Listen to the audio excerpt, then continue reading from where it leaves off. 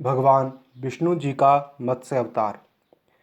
पुराणों में भगवान विष्णु जी के 24 अवतारों का उल्लेख मिलता है। इनमें मुख्य 10 अवतार हैं। मत्स्य अवतार इनमें सबसे पहला अवतार है। एक बार ब्रह्मा जी की असावधानी के कारण बहुत बड़े दैत्य ने वेदों को चुरा लिया।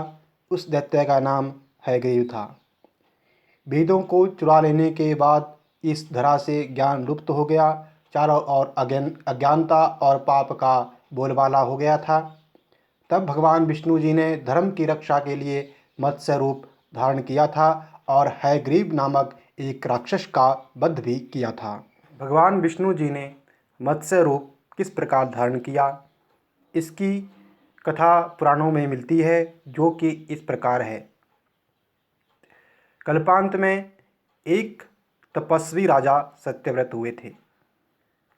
वह पुण्यात्मा बड़े ही उदार हृदय के थे। सुबह के समय सूर्योदय हुआ। सत्यव्रत कतमाला नदी में स्नान कर रहा था।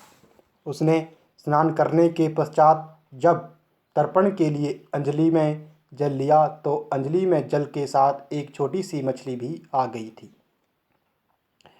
सत्यव्रत ने मछली को नदी में छोड़ दिया। मछली बोली, राजन, जल के बड़े बड़े जीव छोटे जीवों को खा जाते हैं। अवश्य ही कोई बड़ा जीव आएगा और मुझे खा जाएगा। कृपया मेरे प्राणों की आप रक्षा करें। सत्यव्रत का हृदय दया से भर गया।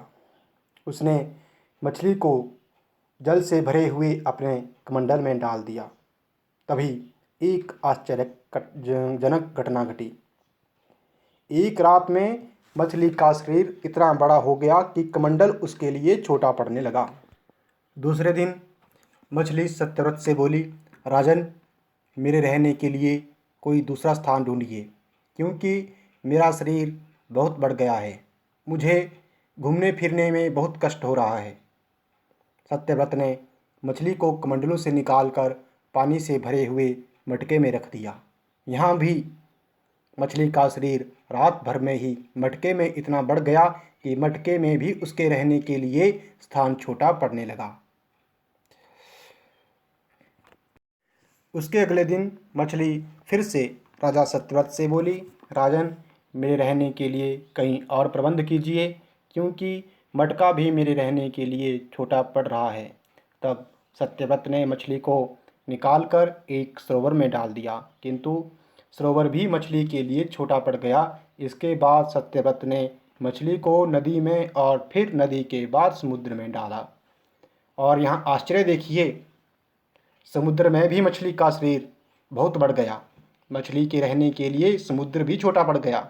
अतः फिर से मछली सत्यव्रत से बोली, राजन, यह समुद्र भी मेरे रहने के लिए उपयुक्त नहीं है। मेरे रहने की व्यवस्था कहीं और कीजिए। विस्मित हो उठा। उसने आज तक ऐसी मछली कभी नहीं देखी थी। वह विस्मय भरे स्वर में बोला, मेरी बुद्धि को विस्मय के सागर में डुबो देने वाले आप कौन हैं? आपका शरीर जिस गति से प्रतिदिन बढ़ता है, उसे दृष्टि में रखते हुए बिना किसी संदेह से कहा जा सकता है कि आप अवश्य परमात्मा हैं। यदि यह बात सत्य है तो कृपा करके बताइए कि आप मत्स्य रूप क्यों धारण किया हुआ है। सचमुच यह मत्स्य भगवान हरि रूप को धारण किए हुए श्री हरि ने उत्तर दिया, राजन, हयग्रीव नाम का एक दैत्य वेदों को चुरा बैठा है। जगत में चारों ओर अज्ञान और अधर्म का बोलबाला हो चुका है। मैंने हयग्रीव को मारने के लिए मत्स्य का रूप धारण किया है। आज से 7वें दिन पृथ्वी प्रलय के चक्र में चली जाएगी। समुद्र अपनी सीमाओं को लांघ जाएगा। भयानक वर्षा होगी। सारी पृथ्वी पानी में डूब जाएगी। जल के अतिरिक्त कहीं भी कुछ दिखाई ना देगा। आपके पास एक नाव पहुंचेगी। आप सभी अनाजों और औषधियों के बीजों को लेकर सप्तऋषियों के साथ उस नाव पर बैठ जाना। मैं उसी समय आपको पुनः दिखाई पड़ूंगा और आपको आत्म तत्व का ज्ञान भी प्रदान करूंगा। सत्यव्रत उसी दिन से हरि का स्मरण करते हुए प्रलय की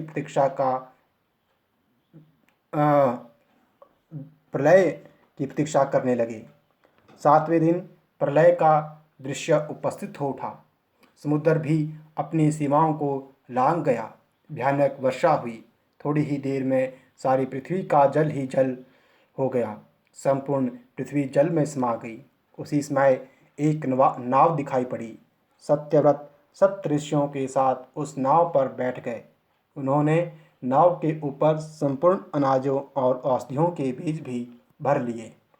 नाव प्रलय के सागर में तैरने लगी।